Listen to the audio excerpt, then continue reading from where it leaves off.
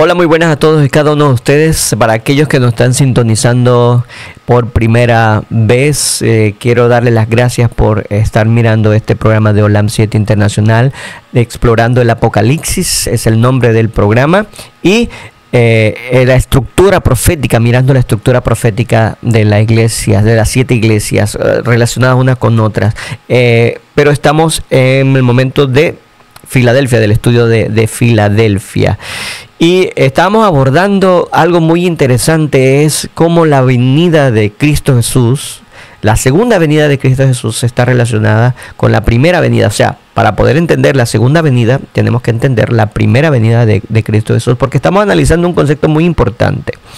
Es la puerta abierta del mensaje de la iglesia de Filadelfia.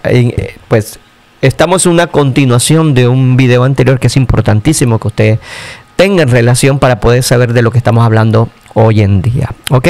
Así que los invito a estar con nosotros. Vamos a pedirle la bendición de Dios para poder continuar en este programa. Oremos. Amantísimo Padre que moras en la altura celestial, estamos comprendiendo las relaciones todas intrincadas que hay en tu primera venida para poder reconocer y entender las que hoy en día se están desarrollando bajo tu segunda venida. Sabemos que estás pronto al presentarte ante nosotros y sabemos, Señor, que hay una puerta en este momento abierta, pero que se puede cerrar justo cuando venga, para poder establecer la diferencia entre aquellos que fueron sabias, sensatas y que pudieron comprar a tiempo aceite extra y aquellas que no lo realizaron. Permítenos, Señor, el poder comprender esta parábola, cómo se aplica para nuestro tiempo y poder saber conocer las circunstancias que hoy están relacionadas con el desarrollo de las señales que dicen claramente que estás ya por aparecer en la altura de los cielos. Ayúdanos, Señor, te lo pedimos en el dulce nombre de Cristo Jesús. Amén. Amén. Bueno, sí, hermano, para los que nos están sintonizando por primera vez en este programa que estamos desarrollando el tema de la iglesia de Filadelfia, la relación que hay con las demás iglesias. Y en esto una relación muy, muy importante con la iglesia de Laodicea y la iglesia de Sardis. ¿Por qué?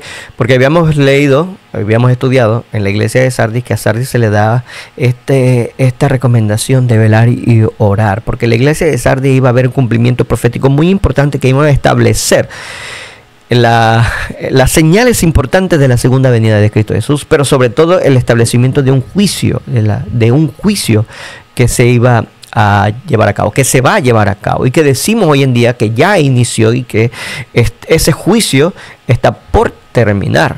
Eso nosotros, pues, como adventistas del séptimo día, estamos llevando a cabo el establecimiento de la hora de juicio, que lo dice claramente Apocalipsis en el capítulo 14, versículos 6 y 7. El mensaje del primer ángel establece la hora del juicio divino y nos dice como recomendación que debemos temer a Dios y darle honra y darle gloria. Y qué mejor honra y gloria que un cuerpo preparado completamente para recibir el Espíritu Santo.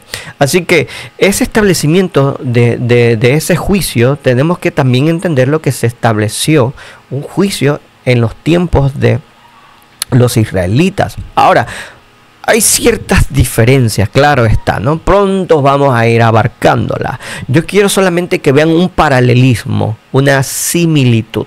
En este tiempo que decimos que estamos en el tiempo de juicio, recuerda, habíamos dicho en el programa anterior que nosotros somos Laodicea, el pueblo del juicio, Laodicea, el pueblo del juicio, y que está a punto de vomitarnos de su boca porque somos tibios, o sea, tenemos un orgullo espiritual terrible que no nos ayuda a comprender la verdadera condición en la que nosotros nos encontramos, que somos unos pobres miserables, ciegos, desnudos, ¿ok? No podemos verlas, estamos a punto de ser vomitados de la boca de Jesús.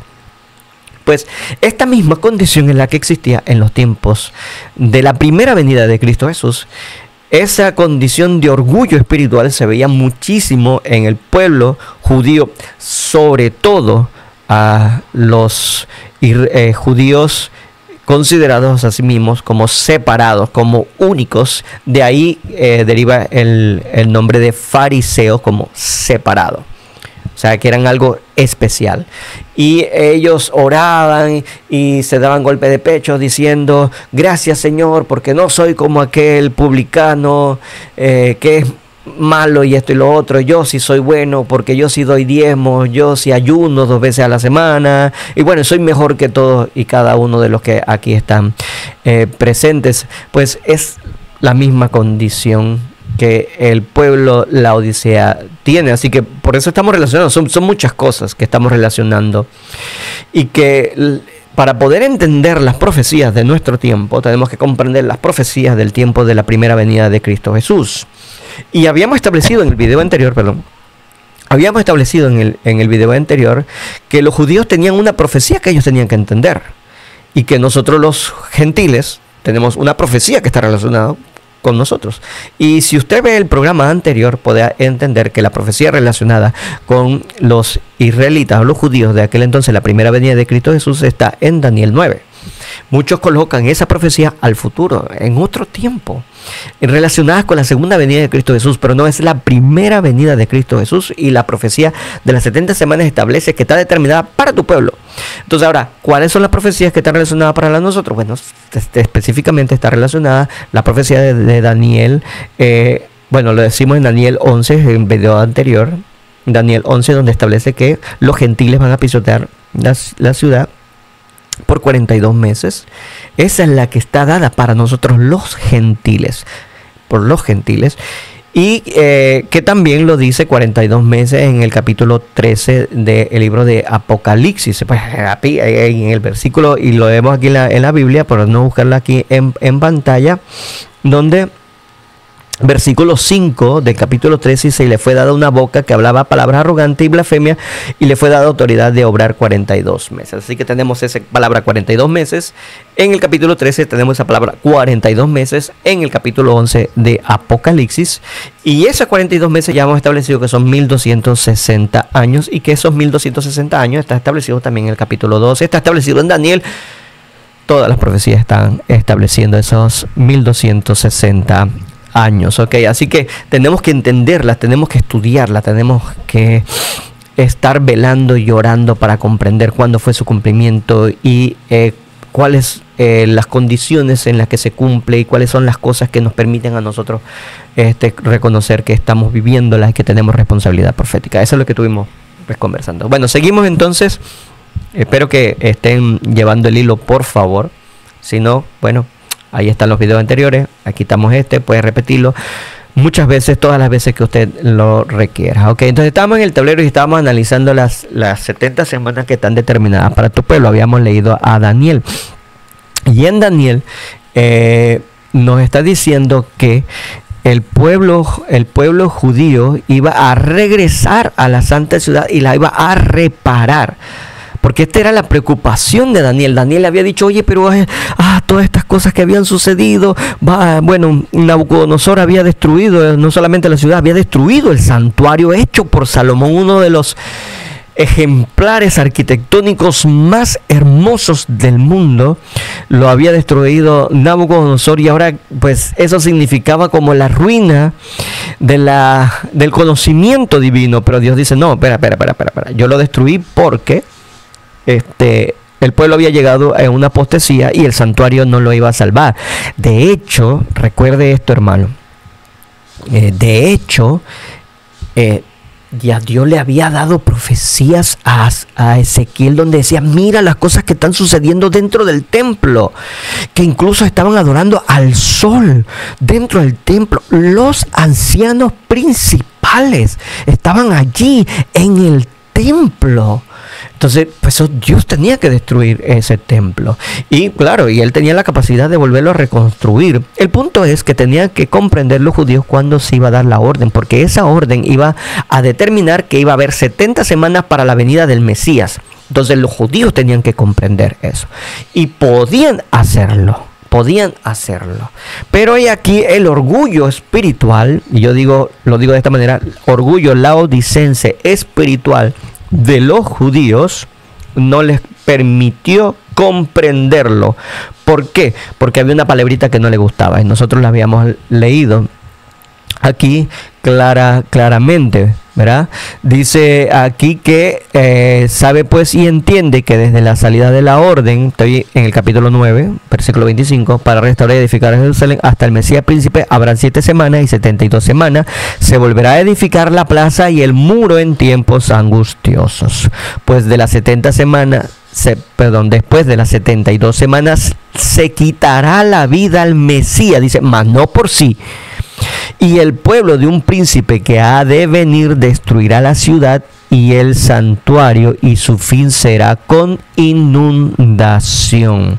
Ven la profecía que está declarando fidedignamente que el Mesías se le iba a quitar la vida. Él no se le iba a quitar, le iban a quitar la vida al Mesías. Ahí mismo, en el capítulo 20 del libro de Lucas establece esto, y la parábola es de el señor que tiene una viña y que manda a sus obreros a que ya le den pues el fruto de esa viña, pero los van matando cada uno. Después entonces envía a su hijo. No sé si recuerdan esto, no quiero leerla completa. El punto es que cuando envía a su hijo, a ver si lo respetan, entonces lo matan porque querían quedarse con la heredad, pero después el Señor dice claramente que iba a destruir a esos labradores. Pues eso es lo que está diciendo aquí la profecía de Daniel 9, porque como van a matar al Mesías, pues el pueblo, dice, de un príncipe que ha de venir, pues ya sabemos que ese quien lo envió Dios mismo, ha de venir, dice, destruirá la ciudad y el santuario, y su fin será con inundación. Entonces no está hablando del primer santuario, está hablando del segundo santuario, porque ya el primero fue destruido. Daniel está orando y está diciendo, oye, porque quiere ver reconstruido ese santuario destruido por Nabucodonosor. Y Dios le dice, no te preocupes, hay una profecía relacionada a tu tiempo, a tu pueblo, ¿ok? Pero las profecías que yo he dado es mucho más allá para el futuro, muchísimo más allá. ¿Ok? Quiero que entiendas, dice, porque es para el tiempo del fin, le está diciendo, para el tiempo del fin. Pero te voy a dar una para que tú comprendas lo que va a acontecer con tu pueblo. Y primero tienen que entender los judíos que cuando se da la orden de reconstrucción de ese santuario destruido por Nabucodonosor, es cuando vas a poder comenzar a computar el tiempo y entender que va a ser entonces cuando se esté cumpliendo la última semana de las 70. Por eso es que se determina que eso es para los tiempos de la primera venida de Cristo Jesús, no para la segunda.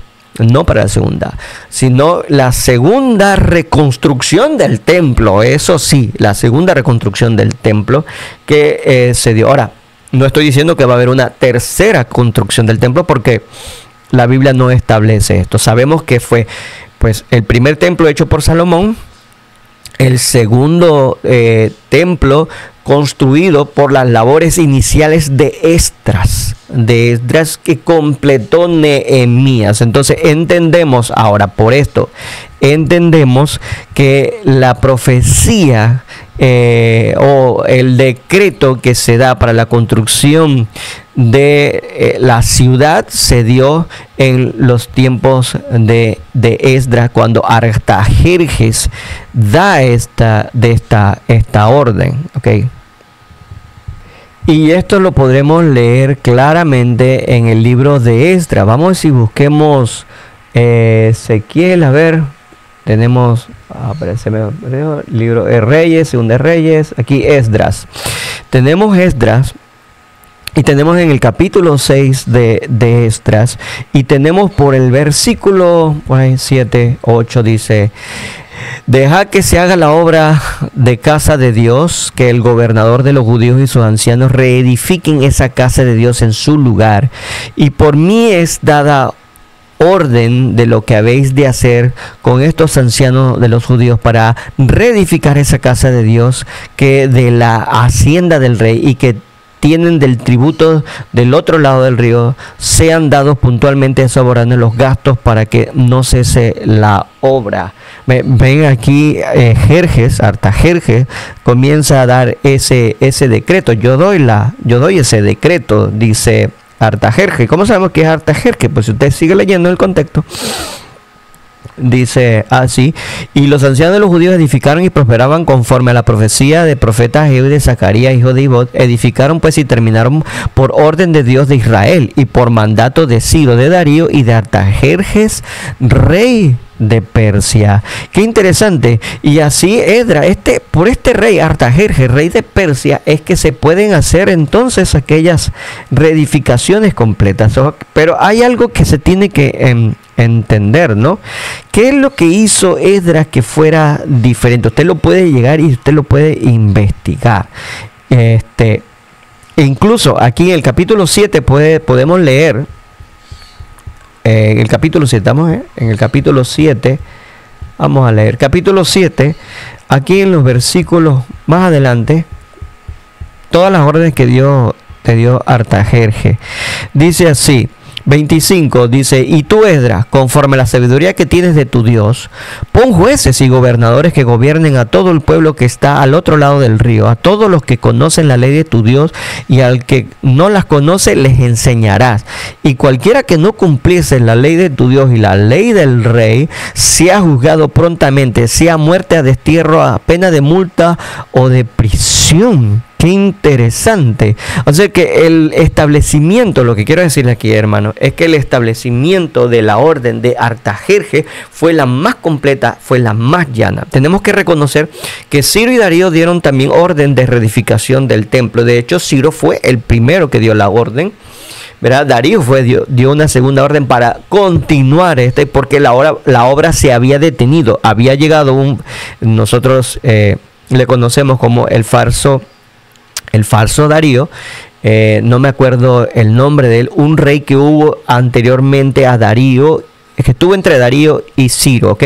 Pero ocupó falsamente el trono, esto es historia, falsamente el trono de Dios, pues dio una orden de que cancelaran esto porque los enemigos de la construcción de este templo, o sea, Satanás levantando hombres que fueran enemigos de la construcción de este templo, sabiendo que este templo era significado profético importantísimo, Satanás quería detenerlo, así que levantó a Sanbalat, a Tobías y Gesén el árabe.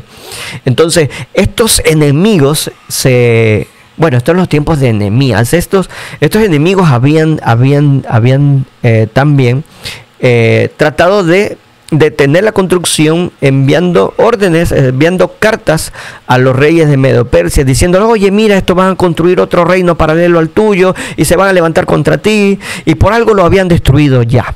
Entonces, falso Esmirda, creo que se llama. Bueno, este falso Darío había cancelado la orden, pero cuando Darío llega ahora, porque no pasó mucho tiempo este rey, le dicen: oye, mira, Darío, se había dado una orden y a través de Ciro, y que nosotros queremos que condene. Y cuando él lee los anales de la historia y lee la orden de Ciro, dice: ¿por qué yo la debo detener si Ciro ya le había dado paso? Aquí vemos que Daniel está hablando sobre esto. Daniel habla porque está Miguel y está Gabriel, y ellos están luchando contra los reyes de Persia. ¿Por qué? Porque Satanás quería que los reyes de Persia estorbaran la obra que se estaba dando para el cumplimiento de las profecías. Pero como Satanás no quería, entonces estaba Gabriel y estaba el Gabriel y Arcángel Miguel luchando para que no sucediese, o sea, para que entorpecer los planes de Satanás y poder lograr el cumplimiento de las profecías. Esto quiero que usted lo pueda entender, porque esto es de relevancia profética. Así vemos entonces cuando Esdras comienza a trabajar, cuando después vemos también a los demás, también tenemos a Nehemías. Al final de la obra se puede completar una obra que lleva ya leyes en las cuales ya ellos pueden ejecutar ordenanzas, las leyes de Dios establecidas. Incluso hasta podían dar muerte, cosa que solamente era asunto de los medopersas y del rey. Ahora, a través de Esdras y los demás, también ellos podían ejecutar a aquellos que desobedecían abiertamente la ley de Jehová. Es interesante. Así que nosotros marcamos por esto en el tablero que nosotros tenemos ahora que Ciro, sí es cierto, Ciro dio una orden de ejecución. Esto fue, perdón, vamos a escribirlo aquí. Bueno, sí. en el año aproximadamente en el 537, cuando él toma el trono de Medo-Persia, y que después Darío también da una orden de reconstrucción, pero es en el año 457 que Artajerjes ya cumple la definición completa, porque ya establece las ordenanzas de Dios, no solamente la reconstrucción, sino las ordenanzas de Dios. Así que el pueblo judío tenía que contar desde aquí. Tenía de contar las 7 semanas, las 62 semanas, para saber la semana en la cual el Mesías, ¿y qué iba a pasar con el Mesías? El Mesías se le iba a dar muerte. Y cuando el Mesías se le iba a dar muerte, ¿qué iba a suceder después? Pues en el año 70, vamos a colocarlo aquí casi, no sé si lo pueden ver ustedes en la pantalla. A ver, sí, en el año 70 aquí se da la destrucción de Jerusalén, ¿ok? Aquí, porque no me parece en pantalla. Ah, bueno, sí puede ser que aparezca un poco más en la pantalla, así. Ok, aquí, vamos a ponerla aquí.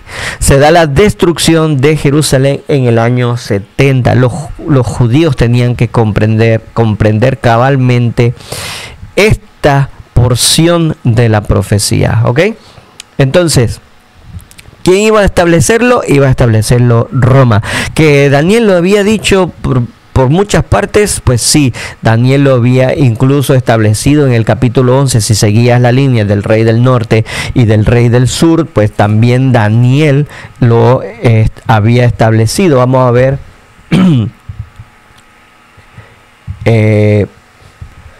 en el versículo 14, a ver, aquí está.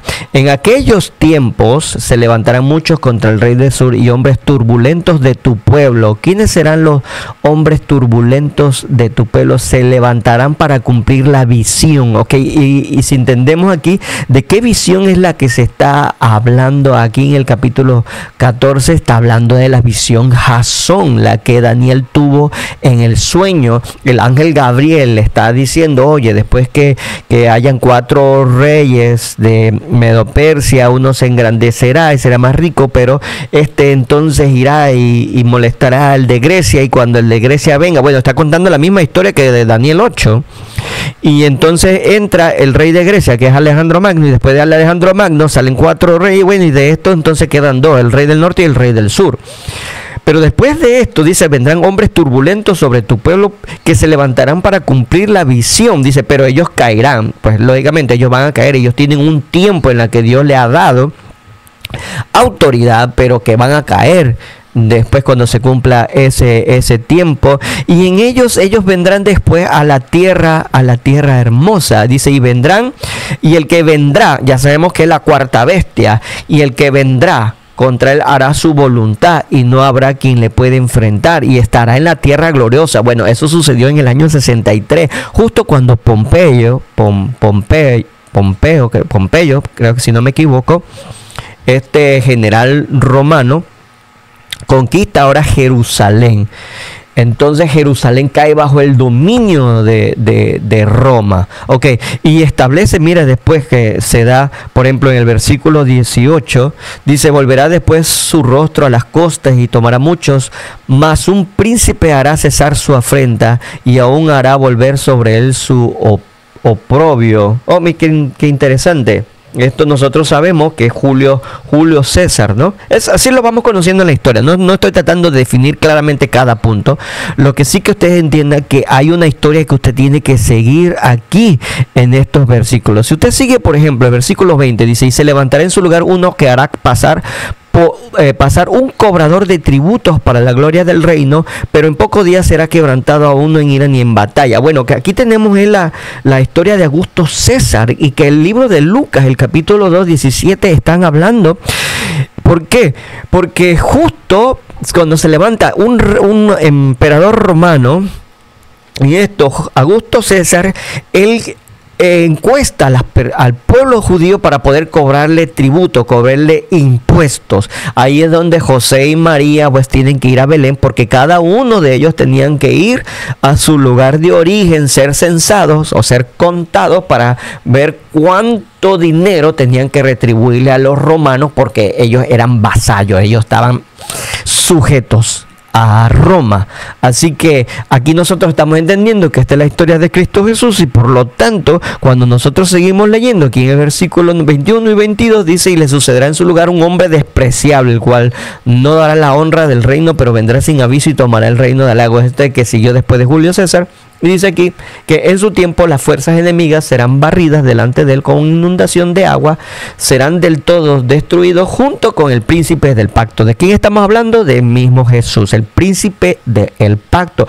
Es la correlación de Daniel 9, la correlación de Daniel 8.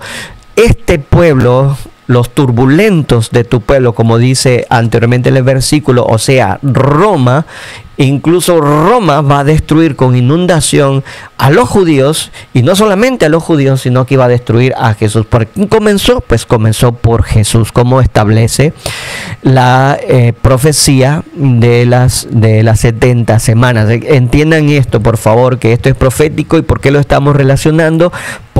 Porque los judíos tenían que comprender estas profecías. Los judíos tenían que entender de que era Roma y que Roma era el que iba a llevar a cabo. Una vez entendían esto, ahora comprendemos que cuando sale la estrella, por ejemplo, y lo ven los magos del Oriente, ven y que ellos están estudiando la Biblia, y el Espíritu Santo, entonces, como ellos lo están haciendo con humildad, sencillez y con fe, entonces el Espíritu Santo le da la convicción de que esa estrella no era cualquier cosa, era el cumplimiento, el desarrollo profético de la profecía. ¿Cuál utilizó? La de Balaam, estrella de Belén. Ellos sabían que allí iba a haber una estrella que iba a definir esto, lo cual los orgullosos fariseos no pudieron ver. Para los fariseos orgullosos, ciegos, no pudieron ver. Estos laodicenses, en su orgullo espiritual, tampoco comprendieron cuando llegaron los magos del Oriente, atraídos por la estrella y el cumplimiento profético de un Mesías a venir, un príncipe a venir. Pues ellos dijeron: hey, ¿qué pasa? Dios va a llamar a estos estos gentiles, Dios va a llamar a estos paganos, estos idólatras, cuando nosotros, que somos el pueblo, nos ha ignorado. No. Su mismo orgullo no permitió poder entender lo que estaba sucediendo a su alrededor. Así como habíamos dicho anteriormente en el video al principio, cuando Simón ve al niño, pues no tenía nada de diferente a otros niños pobres.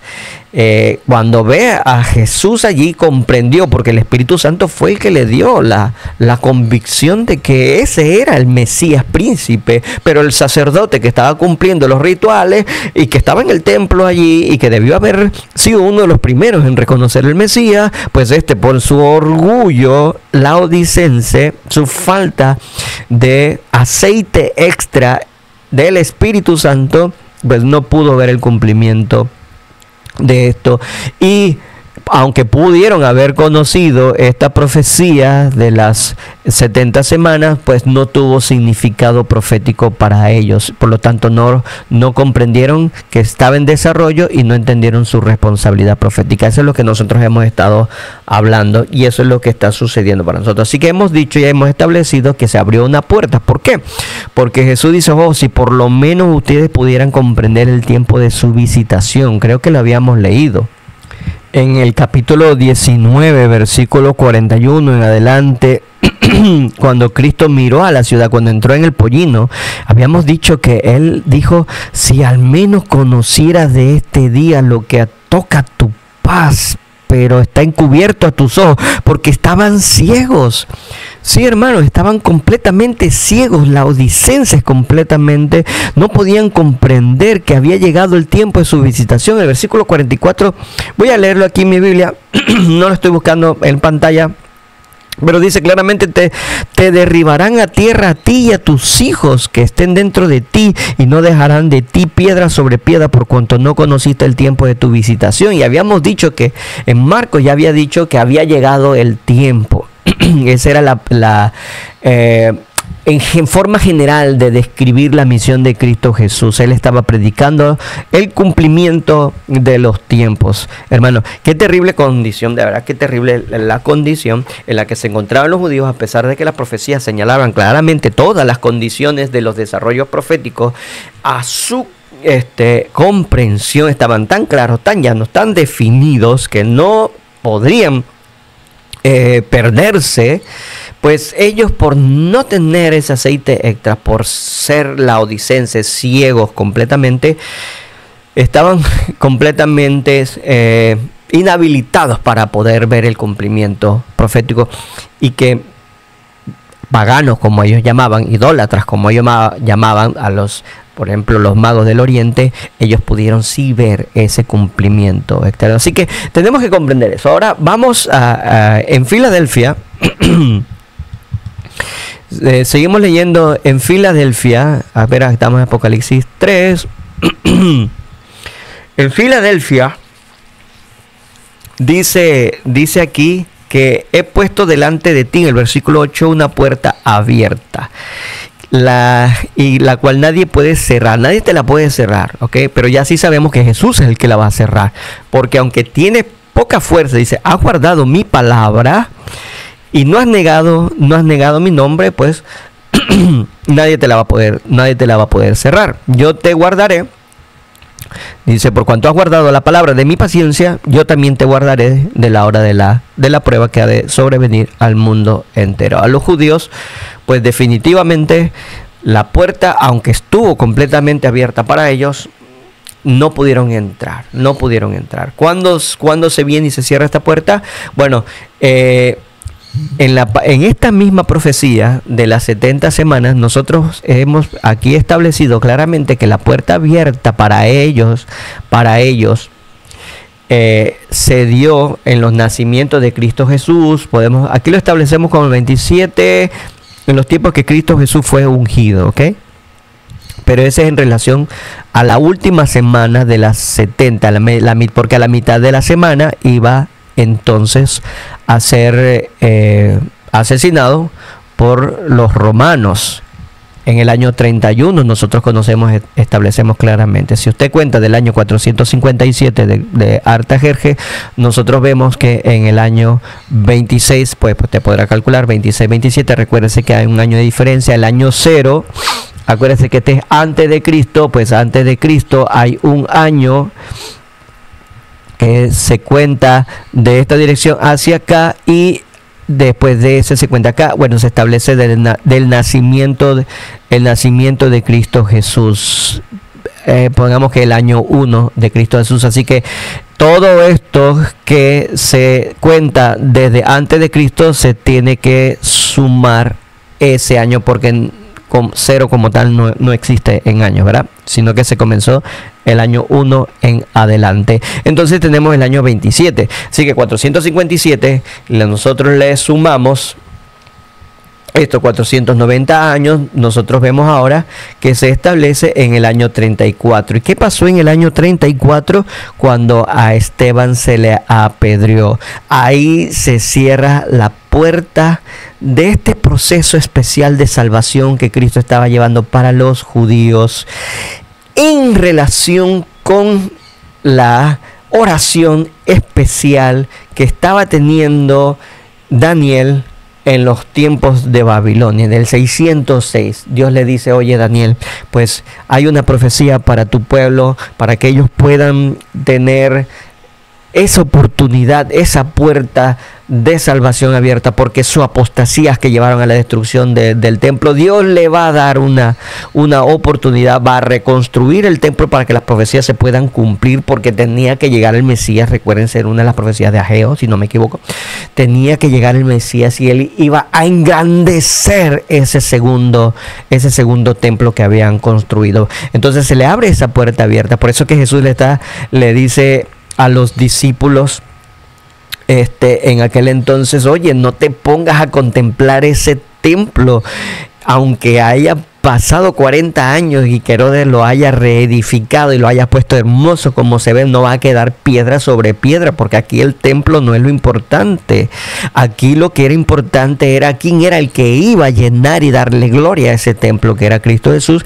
Y los fariseos en su orgullo, y los judíos, el pueblo seguido de los fariseos, en su orgullo, no pudieron ver la gloria que había, hacer los milagros que Jesús hizo, y los milagros que Jesús hizo en el templo no lo pudieron ver. Así que Jesús le está diciendo, y Daniel lo había dicho, que esa ciudad se iba a destruir y que ellos no están reconociendo el tiempo de su visitación, por lo tanto esa puerta se le iba a cerrar. Pues ahora que entendemos estas profecías, hermano, es que tenemos que entender ahora las que concierne a nosotros, los gentiles, y como dije, los 1260 años. Y aquí estamos estableciendo ya este mismo poder. Vemos una transición de Roma pagana, la vemos ahora a Roma, a esa misma Roma. Recuerden que lo habíamos dicho ya desde que estábamos estudiando la iglesia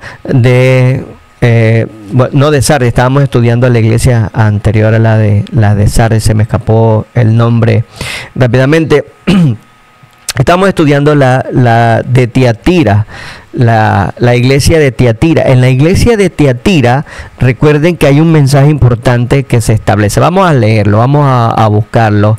Aquí en Apocalipsis, tenemos en Apocalipsis el capítulo, versículo 19, dice, a ver, capítulo 2, perdón, estamos en el capítulo 2 del versículo 19. Vamos a buscarlo. A Tiatira dice: yo conozco tu obra, amor y fe y servicio y tu paciencia, y que tus obras postreras son más que las primeras, pero tengo unas pocas cosas contra ti, que toleras que esa mujer Jezabel, que se dice profetiza, enseña y seduzca a mi siervo a fornicar y a comer cosas sacrificadas a los ídolos. Y le he dado tiempo para que se arrepienta, pero no quiere arrepentirse de su fornicación. Aquí le dio un tiempo. Habíamos establecido que ese tiempo que se le había dado a la iglesia de Tiatira, ese tiempo de iglesia Tiatira era de 1260 años, o sea, esos 42 meses que es establecido como el tiempo de los gentiles. Aquí el tiempo de los judíos se terminó, se cerró la puerta, ¿ok? Y Dios ahora establece que en el periodo de Roma papal, que es esta recuerda que habíamos dicho que era una transformación que tuvo Roma a Roma papal, donde ellos se convierten, y lo digo entre comillas, del paganismo al cristianismo, pero lo que hicieron fue que trajeron paganismo al cristianismo, se convirtió entonces en Roma papal, y esa iba ahora a pisotear el santuario. Y no es el santuario, porque este santuario literal había sido destruido en los tiempos de Cristo Jesús. Ahora estábamos hablando del santuario espiritual que Dios había establecido. Y ese santuario espiritual, primero Dios lo estableció en el cielo, y en la tierra la estableció en nuestros cuerpos. ¿Por qué? ¿Por qué lo decimos así? Bueno, tal vez muchos de ustedes estén familiarizados con ellos, hermanos. Pero de Pablo nos establece que el templo al cual Dios se está refiriendo es el templo de nuestro cuerpo.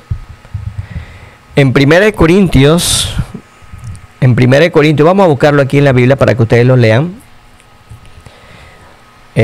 Vamos a buscar aquí, 1 Corintios. Estamos en el, si no me equivoco, nosotros, ya se me olvidó, vamos a ver, espera un momentito, ya se me olvidó en qué versículo era que estábamos. En el versículo 4, perdón, creo que está en el capítulo 3, versículo 4, vamos a ver, en el versículo... no, es en el aquí, yo creo que es por aquí. Aquí es este. Ya, no, se me había olvidado, disculpen hermanos. Cuando nosotros leemos aquí en 1 Corintios, el versículo 16 en adelante, dice: ¿no sabéis que sois templos de Dios y que el Espíritu de Dios mora en vosotros? Si alguno destruyera el templo de Dios, Dios le destruirá a él, porque el templo de Dios, el cual sois vosotros, santo es. Ok, importantísimo. Dios va a destruir otra vez el templo. Yo diría que así, de esta forma, que hay un tercer templo, pero no es el tercer templo que los judíos literales hoy en día quieren hacer allá en esas partes de Palestina donde ahorita hay una guerra, donde los islamistas, los que profesan esta religión, están en guerra con Jerusalén, están en guerra con los judíos. Hoy en día, una de las cosas que hay que entender, que bajo esta guerra es una guerra de índole religiosa. Y una de las cosas por la que le llaman sionistas a los judíos es porque ellos quieren traer de nuevo a Sion y el templo de Sion para el cumplimiento de las profecías de la venida del Mesías. Pues porque ellos todavía creen que no se cumplió en los tiempos de Jesús. De hecho, no reconocen a Jesús como el Mesías, sí como profeta. Algunos, bueno, no sé todos, lo ven como profeta, pero no lo ven como Mesías. Igual como en los tiempos de Jesús, que nunca lo vieron como Mesías, pues hoy en día no lo siguen viendo como Mesías. Y ellos ahora quieren realizar el templo, la construcción del templo, para que el Mesías venga allí. Okay. Y hay muchos también de los protestantes que consideran la construcción de este templo como el cumplimiento de las profecías. Y les dicen: no, esa profecía del cumplimiento de Daniel 9 ya se dio. Y se dio cuando se dio este decreto de Ciro, Darío y de Artajerjes, que en el 457 se dio y se estableció con más razón. Y que los judíos después ven en la edificación, en cómo reordenó y reedificó Herodes al final, tomando 40 años, le dice: estás viendo el templo, le dicen a Jesús, pues no va a quedar piedra sobre piedra sobre esto. Bueno, muchos judíos hoy en día esperan que se haga este templo, pero el tercer templo que se tiene que edificar es en nuestros cuerpos. Eso es lo que establece Pablo, y no, en muchos lugares lo establece Pablo, que el templo es este que está aquí. Y también el suceso cuando Cristo muere da a ver que el templo terrenal perdió su efectividad. Lo vamos a ver en la Biblia. A ver, vamos a buscarlo en el libro de Mateo. Justo cuando muere Cristo Jesús. En el libro de Mateo, en el capítulo 27,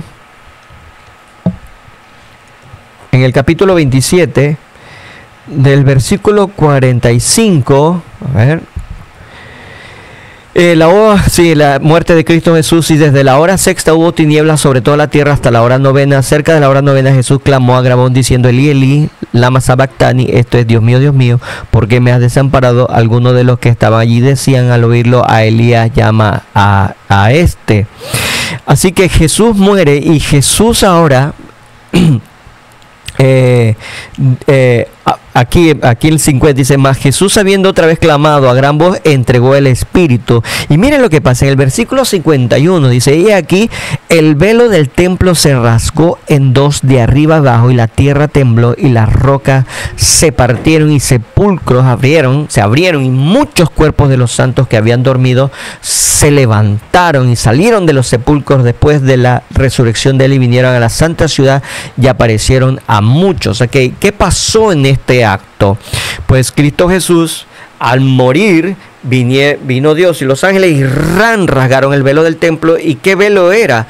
El velo que estaba del lugar santo al lugar santísimo. Supuestamente nadie podía ver ese lugar, porque si veía ese lugar iba a ser automáticamente fulminado por la luz divina de la presencia divina. ¿Qué mensaje estaba dando Dios? Que el templo ya no cumplía su función y el templo no servía. Que la presencia divina se había retirado por completo a darle muerte a Cristo Jesús. La presencia divina se había retirado por completo.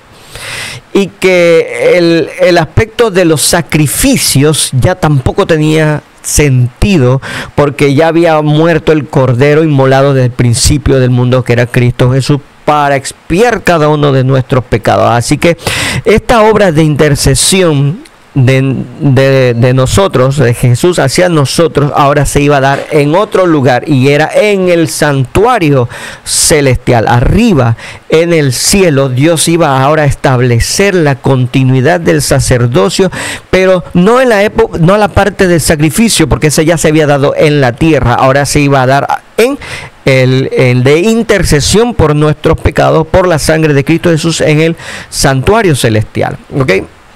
Conceptos que nosotros debiéramos de entender.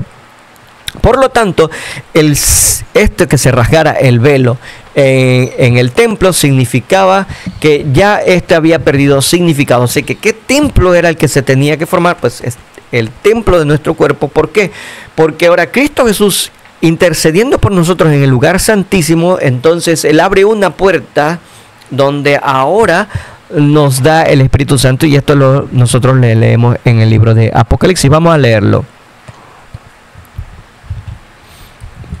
En el libro de Apocalipsis, en el capítulo 4, nosotros podemos ir entendiendo. Dice: después de esto miré, y he aquí una puerta abierta en el cielo, y la primera voz que oí como trompeta hablando conmigo dijo: sube acá y yo te mostraré las cosas que sucederán después de estas. Así que Dios nos está enseñando que hay una puerta abierta que se abre en el santuario, en el cielo.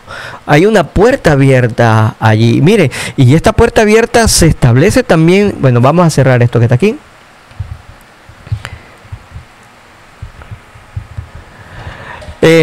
Buscamos Apocalipsis. Recuerden que habíamos leído el capítulo 11. Sí, recuerdan que habíamos dicho que ahí estaba establecido los 42 meses que los gentiles iban a tener. Recuerda, dice en el capítulo 11, versículo 2: pero en el patio del templo déjalo aparte y no lo midas, porque ha sido entregado a los gentiles, y ellos hollarán la ciudad santa 42 meses. Pues en ese mismo capítulo nosotros podemos ver que hay una relación aquí al final, en el versículo 19, cuando habla de las trompetas, y esto dice: y el templo de Dios fue abierto en el cielo. Escuchen esto: y el arca de su pacto se veía en el templo, y hubo relámpagos, voces, truenos, y un terremoto y grande granizo. Interesante, porque ahora nos está diciendo que el templo de Dios fue abierto en el cielo, y el arca de su pacto se veía en el templo. Y recuerde que Mateo había mostrado que cuando Cristo Jesús murió, se rasgó el velo del templo, y en el velo del templo mostraba del lugar santo al lugar santísimo, y allí el que miraba esa escena moría, quedaba fulminado automáticamente, mostrando que el templo de la tierra ya no tenía sentido alguno. Entonces, ¿cuál es el templo que sí tiene sentido hoy en día y que tenemos que aprender a mirarlo? Y esperamos que Dios nos quite esa escama que tenemos en nuestros ojos, que nos unte colirio en nuestros ojos, que es el mensaje de la iglesia de la Odisea, para que nosotros no solamente podamos ver la vergüenza de nuestra desnudez, sino que podamos comprender estos mensajes tan hermosos que el Apocalipsis nos está dando, y estas estructuras muy bien establecidas que nos están mostrando que hay un templo en el cielo. Entonces, no solamente se había rasgado el velo, mostrándonos lo inservible que fuese un templo en la tierra, sino que debiéramos abrir los ojos para ver ahora lo que Dios abrió en el cielo, que nos muestra ahora el arca de su pacto.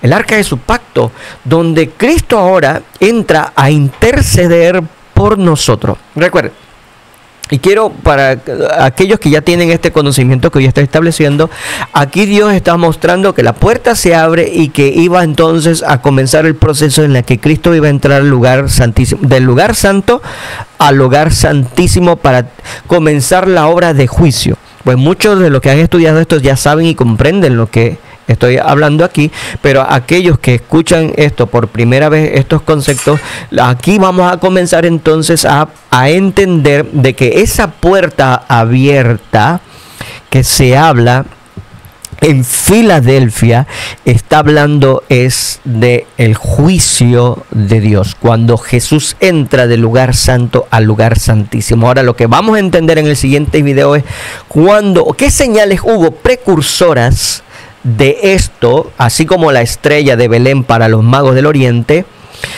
¿Qué señales precursoras hubieron para nosotros entender cuándo se inicia el juicio divino?